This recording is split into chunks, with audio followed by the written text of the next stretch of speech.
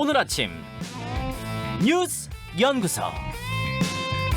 오늘 아침 뉴스의 맥을 짚어드리는 시간 뉴스연구소. 오늘도 두 분의 연구위원 나오셨어요. CBS 김정훈 기자, 뉴스톱 김준일 대표 어서 오십시오. 안녕하세요. 와, 주말 사이에도 뉴스 많았습니다. 우선 첫 번째 연구 과제 뭔가요? LH 한국토지주택공사 직원들의 땅 투기 의혹과 관련해서 정부가 재발 방지 대책을 제시하면서 비위 행위, 무관용 원칙도 천명했습니다. 예. 홍남기 부총리는 어제 경제를 책임지고 공공기관 관리까지 종합하는 책임 장관으로서 국민께 깊이 송구하다면서 LH 직원들의 부동산 투기가 사실로 확인되면 수사 의뢰와 징계 조치 등 무관용 조치할 것이라고 말을 했습니다. 네. 이와 함께 정부는 앞으로 토지 개발이나 주택 업무 관련 부처나 기관의 직원들은 일정 범주 내에 토지 거래를 제한하고 불가피한 토지 거래의 경우 신고하도록 할 방침입니다.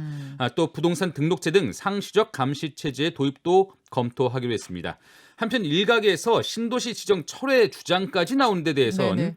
이사 공급 대책을 포함한 주택 공급 대책은 반드시 일정대로 추진하겠다고 홍 부총리는 강조했습니다. 어제 일요일이었는데 예. 이례적으로 부총리가 기자회견까지 열었을 정도로 지금 민심이 성이 났다는 얘기죠? 원래 이제 수요일에 부동산 대책 회의가 있는데 그거를 땡겨서 지금 한 거예요. 네네. 이거를 빨리 발표하려고.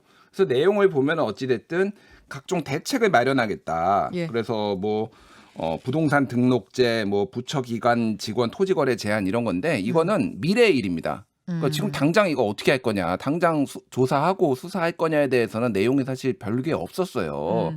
근데 이제 지금 현행법으로 좀 보면은 네.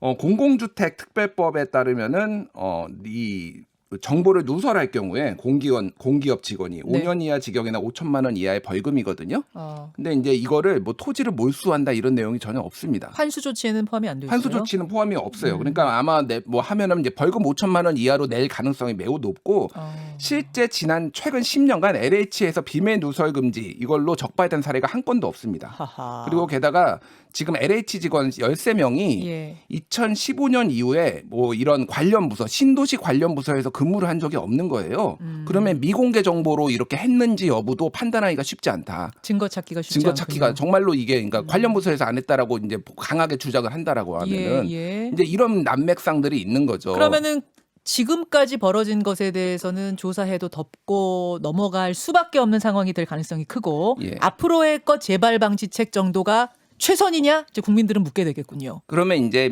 가능성은 특별법 같은 거를 만들어 가지고 소급 적용을 하게 될 만드는 이런 것들을 할 수가 있어요. 국회에서 할 수는 있는데 항상 특별법은 논란이 있었거든요. 그렇죠. 그러니까 어디까지 이제 적용할 것이냐, 이게 위헌 아니냐 그런 것들은 이제 국회에서 해야 되는 것이고 어쨌든 대책은 대부분 부패방지법, 공직자윤리법 이거 다 국회에서 할 일이다. 지금 오늘 어저께 발표는 했지만 정부에서 이런 사안이고.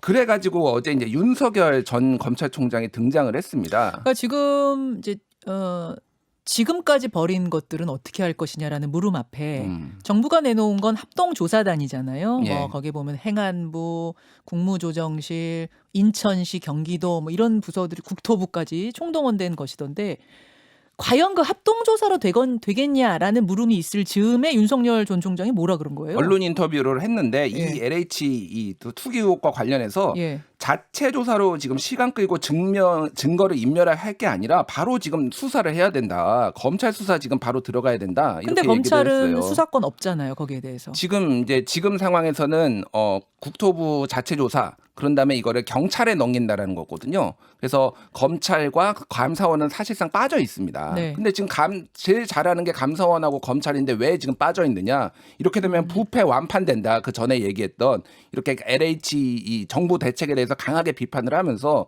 존재감을 또 알리게 되는 이런 지금 상황이에요. 이 수사 주체를 두고 한번 정리를 좀 해볼게요. 예. 그러니까 일단은 정부 조사로는 불신을 다독일 수가 없죠. 당장 변창흠 국토부 장관마저도 LH 직원들은 신도시 개발이 안 될 걸로 사는데 갑자기 신도시로 지정될 것일 뿐이다. 이런 정도로 발언을 하는데 어떻게 정부 조사를 국민들이 신뢰를 하겠습니까? 그 정부 조사를 신뢰할 수가 없다면은 그럼 지금 고위공직자 비리 수사처도 아니고요. 공수처 이번 쪽도 사안은 아니죠. 그렇죠. 출범하지도 않은 중수청에 맡길 수도 없고요. 예. 그래서 일단 경찰이 수사에 개시를 했는데 네. 지금 3기 신도시를 넘어서 전방위 수사를 해야 되는 이 상황에서 이제 막 출범한 국가수사본부가 이 수사를 감당할 수 있는 그런 역량이 되겠느냐. 그러니까 검경 수사권 조정에 의해서 국가수사본부가 해야 그렇죠. 되는 건데. 예. 당장 지금 경찰은 당장 지금 압수수색 등 그 강제 수사의 시점도 놓치고 있다 이런 지적까지 나오고 있거든요. 이에 따라서 지금 뭐 믿음이 갈지는 모르겠습니다. 그 수사 결과를 놓고는. 그리고 또 전국 단위 수사는 지금까지 되게 검찰이 해왔었거든요. 네네. 근데 검찰은 지금 당장 여권에서는 개혁 대상에 몰린 검찰에 수사권을 주면서 힘을 몰아줄 수도 없겠죠. 그런 이번만 모양새도 안 해라 되겠고. 뭐 이럴 수도 없는 거고. 그렇습니다. 또 지금 6대 주요 범죄만 검찰이 수사를 할 수 네. 있는데 이 사안 자체는 지금 아직 6대 주요 범죄로 이렇게 분류하기는 좀 어려워 보이거든요. 예. 이런 상황에서 윤석열 총장이 자 봐라. 검찰이 수사해야 되는 상황 아니냐 이렇게 한마디 하고 나선 겁니다. 그게 뭐 자신이 이 뭐 자처해서 말한 건 아니고 기자가 전화를 해서 물어본 거더라고요. 의견을. 물론 그렇긴 하지만요. 예. 이 자칫 지금 이번 LH 땅 투기 의혹이 자칫 그 검찰 개혁 이슈로까지 좀 이슈까지 꼬이게 만들 수 있는 그런 상황이 돼버리게 된 상황이에요. 그 1, 2기 신도시 때도 비슷한 문제 있었잖아요. 예. 그때 생각해 보니까 그때 이제 검찰이 나서 갖고 돈의 흐름 이런 것들 다 파고 해가지고 그때는 좀 수사가 제대로 됐었죠. 그래서 그 노하우가 좀 필요하죠. 이기 신도시가 2005년에 이제 수사가 있었는데 검찰 합수본에서 했고 그 당시에 15,000명을 적발을 하고 455명을 구속을 했는데 예. 당시 이제 수사 기법이 사람을 쫓아간 게 아니라 땅을 보고 이걸 누가 매입을 했는지 그다음에 돈을 계속 추적해가지고 관련 사람들을 한 15,000명을 적발을 한 거거든요. 그래서 검찰은 이런 경험이 있습니다. 근데 이제 경찰은 이 경험이 없기 때문에 여러모로 결과에 따라서 상당히 이런저런 이제 파장이 좀 있을 것 같아요. 경찰이 퀴를 쥐고 검찰이 노하우를 전수하고 뭐 이런 식의 방법은 안 되나 모르겠어요. 뭐 그 결과를 지켜봐야 되겠는데 국가수사본부 지금 사실 출범하자마자 조직의 역량을 좀 10분 발휘해야 되는 네, 그런 상황입니다. 뭐 하자마자 지금 조직이 명을 걸어야 될 판인데요. 일단은 경찰이 수사에는 착수를 했으니까 결과를 좀 지켜볼 수밖에 없겠네요. 자, 이런 상황입니다. 잠시 후에요. 저희가 그 신도시 예정지의 원주민들이 만든 모임이 있어요. 근데 거기에서는 지금 전면 백지화 주장하고 있거든요. 이분들이 지금 시위도 할 예정이라고 하는데 아니 이분들은 보상 받고 뭐 이러시면 되는 건데 왜 그런 얘기를 하시는 건가? 그 얘기 한번 들어보도록 하겠습니다. 두 번째 뉴스로 가죠. 대선이 1년 앞으로 다가오면서 별의 순간을 맞이한 그 대권 주자들의 채비가 본격화하고 있습니다. 눈에 띄는 움직임을 보면요. 더불어민주당 이낙연 대표는 대표직 임기가 내일까지죠. 네. 바로 4.7 재보선 선대위원장직을 맡아서 총력 지원에 나설 계획인데 스스로의 지지율을 높인다는 그런 계획도 같이 가지고 있습니다. 자, 이낙연 대표. 네, 추미애 전 법무장관도 지난 금요일 김어준 씨의 유튜브 채널에서 이재명, 이낙연 구도는 지루하지 않겠느냐 이러면서 이게 본인의 대선 출마 가능성에 무게를 실었습니다. 지루하지 않겠느냐? 예. 내가 나가겠다까지는 없었고요. 그런 내용을 시사한 것이죠. 예. 지루하지 않으니 다른 사람 나가랄 수도 있잖아요. 근데 본인의 출마 가능성이 일단 무게가 실리고 있습니다. 정치인들의 화법이란. 그렇습니다. 네. 예. 또 여기에 박용진 의원도 SNS를 통해서 대권 도전을 시사했고요. 예. 한편 주말 사이 정리된 서울과 부산시장 그 선거 구도를 한번 살펴보면요. 네. 민주당 박영선 후보가 시대전환 조정훈 후보를 꺾고 이제 열린민주당 김진애 후보와의 최종 단일화 작업을 준비 중이고요. 부산에서는 김영춘 전 국회 사무총장이 민주당 후보로 최종 결정돼서 네. 국민의힘 박형준 후보와 본선에서 맞붙게 됐습니다. 오늘 2부에서는 김영춘 민주당 후보 인터뷰가 좀 준비가 돼 있습니다. 김준일 기자. 예. 그러고 보니까 내일이 3월 9일이잖아요. 내년 3월 9일이 대선일이니까 내일이 정확하게 딱 1년이죠. 1년. 예. 그래서 이낙연 대표가 내일 마지막 최고위원회의 하고 공천장 수여, 보궐선거 공천장 수여하고 이제 마지막으로 끝난다는 건데 네. 이낙연 대표 같은 경우에는 당분간 아마 굉장히 보폭이 넓어질 거예요. 왜냐하면 당 상임 선대위원장도 맡고 있고 가덕도 신공항 특위위원장 맡으면서 네. 발언도 많이 하고 그러면서 오름세거든요. 최근에 하락세가 좀 멈추고 그래서 다시 이제 이강 구도로 만들기 위해 이제 갈 것인데 다만 이 LH가 지금 치명타예요. 그러니까 서울시장 선거에는 특히. 그래서 어쨌든 서울시장 선거를 이겨야지 존재감과 어떤 능력을 알리고 다음 단계로 넘어가는데 공천장까지 이낙연 대표가 준 거니까. 그렇죠. 그러니까 선대위원장도 맡고 있으니까 계속 하고. 가는 거예요. 선대위원장은. 그렇죠. 당대표는 물론. 거기에서 이제 선거 결과가 많이 영향을 받을 것이고 네. 추미애 장관 같은 경우에는 이렇게 얘기를 했습니다. 출마 시기에 대해서는 제가 정하는 것이 아니다. 그리고 저의 진심을 담아 집중하고 있으면 그 느낌이 올 때가 있을 거라고 막연하게 말씀드릴 수 있다. 뭔가 그럼 그냥 지루하지 않겠냐 정도가 아니라 그 뒤에도 있었군요. 얘기가. 응답이 이제 있었어요.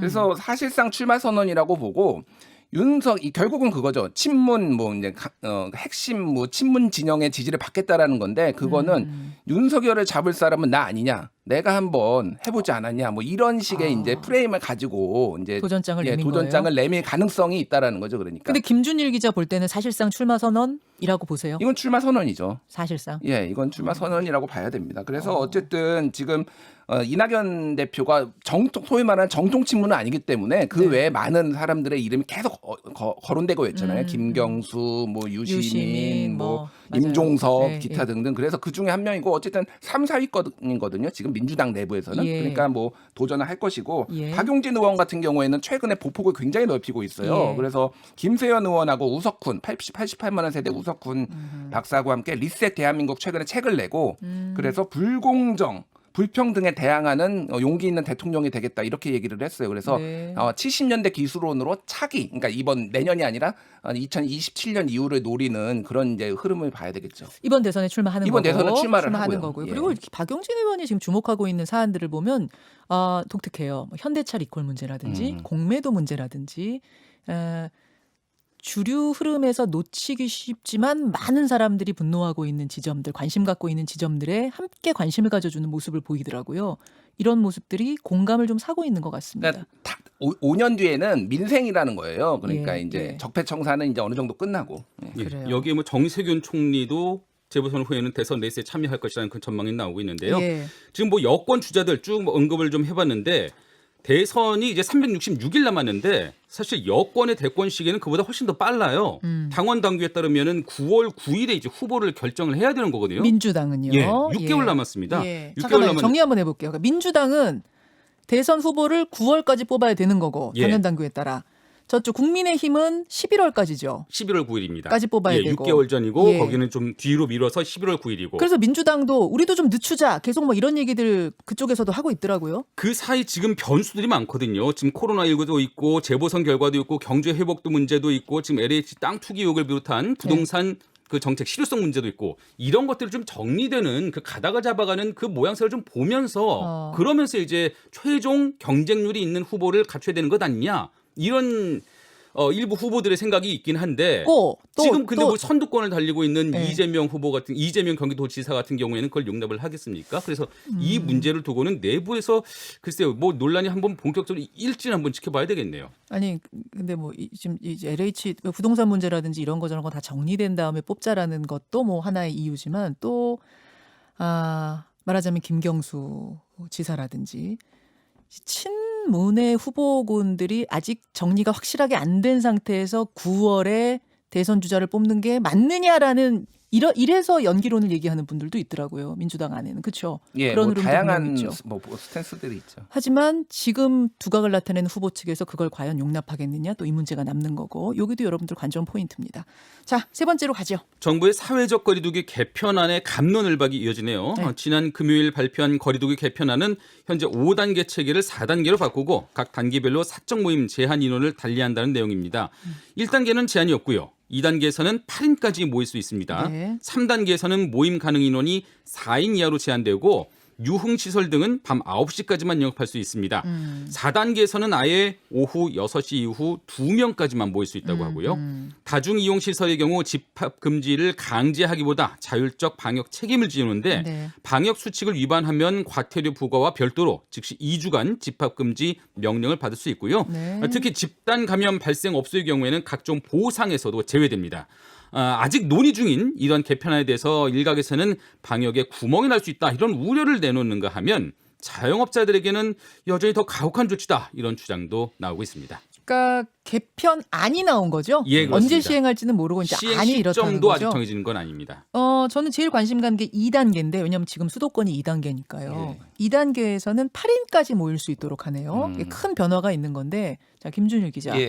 이 개편안 일단 어떻게 보세요? 일단 사적 모임 금지가 핵심이었다라고 해서 그거를 명문한 거예요. 지금까지는 죄송합니다. 그냥 시켰잖아요. 그러니까 하지 말라고. 예. 그래서 지금 이거를 이제 인구별로 보면은 그러니까 인구 10만 명당 주간 하루 평균 확진자 수인데 이거를 그냥 지금 기준으로 보면은 363명이면 2단계. 네. 그리고 778명이면 3단계, 1556명이면 4단계예요. 그러니까 현재는 이제 2단계예요. 2단계는 8인까지 모일 수 있습니다. 그리고 영업 제한이 없습니다. 자영업자들. 아, 영업 제한이 아예 없어요? 없어요. 네, 자율 방역으로 맡긴다라는 거예요. 그러니까 최대한 자영업자들 막지 않겠다라는 거고 어허. 3단계 가면은 유흥시설 같은 경우에는 9시, 4단계는 1556명 우리가 가본 적이 없거든요. 아직. 최대 1200명이었는데 4단계까지 가면은 3인 이상 못 모이게 오후 6시 이후에는. 그래서 좀 더 자율권을 많이 줬다. 자영업자한테 권한을 줬다. 이렇게 봐야 될 것 같아요. 상당히 자율권을 많이 주는 개편 아니다 보니까 이게 언제 그럼 시행되는 거냐에 관심이 갈 수밖에 없는데 이 시점은 어떻게 본답니까? 1단계로 여기 기준으로 1단계로 내려가야 돼요. 그러니까 지금은 2단계, 3단계잖아요. 2단계잖아요. 지금 예. 363명. 근데 예. 이게 여기로 1단계로 내려가야지 그다음에 한다라는 거예요. 몇 명이에요, 그러면? 그러니까 현재 363명이 2단계 기준이거든요. 네. 근데 그 밑으로 내려가야 되는 거예요. 그러니까 뭐 한 100명대, 200명대가 나와야지